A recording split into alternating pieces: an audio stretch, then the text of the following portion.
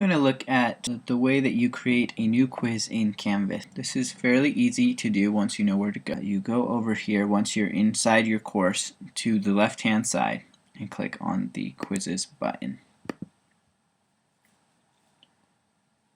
Once there, you will see the button up in the top right hand corner that says plus quiz. That is how you create a new quiz. You can also see all of the existing quizzes listed down here.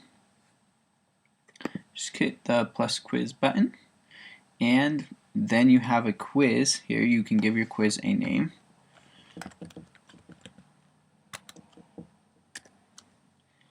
And then you have the quiz settings. If your quiz has general instructions that you want to give, such as no notes, no books, or what books or calculators may be used, that could be put in this part right here. You have all of your regular text editing options, so you can insert pictures, videos, equations. All of that can be done. You can highlight portions of the text. Then you decide what type of quiz you want this to be. A graded quiz is a normal quiz that you will assign a grade for, and it will be part of the student's overall grade. Graded survey is where you're going to ask something and it may or may not have right answers, but you just want to survey the class, but you want to grade it because you want to assign points to having completed it.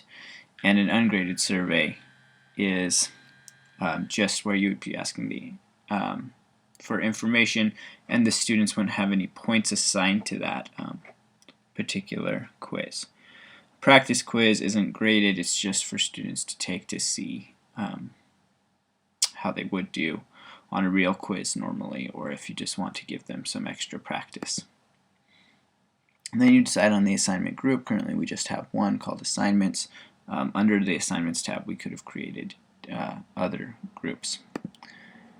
You have options like shuffle the answers, so on multiple choice questions the answers will be switched around so that each student sees a different answer set, well, the same answers but in a different order. And then time limit. You can set the amount of time that students can spend. You can click allow multiple attempts, which will allow the students to come back and try again. Once you click that, you can choose if they keep their highest or their latest score, and how many times you want to allow them to take it. Then you have the option to let the students see their quiz responses or not. If you uncheck that, it's checked by default, and then let students see the correct answers is also checked by default, but you can set a time limit or a time when that will appear, and you can also uncheck it if you don't want them to see it at all. The show one question at a time option makes it so the students will have to move on from each question. They can't view two questions or more simultaneously. And quiz restrictions allow you to make sure that students don't take it except in any particular location or at a particular time. So if you do require an access code, then they might have to come into your class and receive an access code from you to get into it. If you filter IP addresses, you can set it so that only IP addresses associated with your school or a particular computer lab can use it. And then you of course have your due dates down here. When the quiz is open, when the quiz closes, and who's it for. So that would be if you had multiple sections within your within one class. And you have the notify users if this quiz has changed button.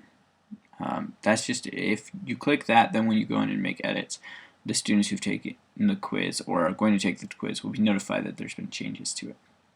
And that's the settings tab. The other tab up here is questions, and this is where you would create questions.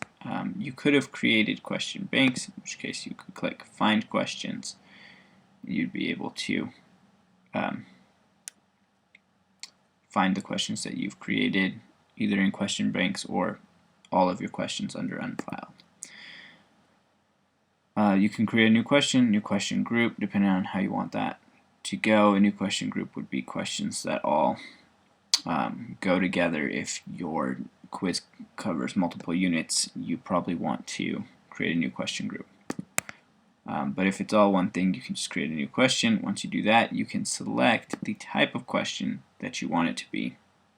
You can see you have the normal choices here: multiple choice, true, false, fill in the blank, multiple blanks, multiple answers, multiple drop downs, matching, numerical, formula, essay question, file upload question, and a text with no question at all. And so for any of these that have a single correct answer, you'll be able to insert that answer down here.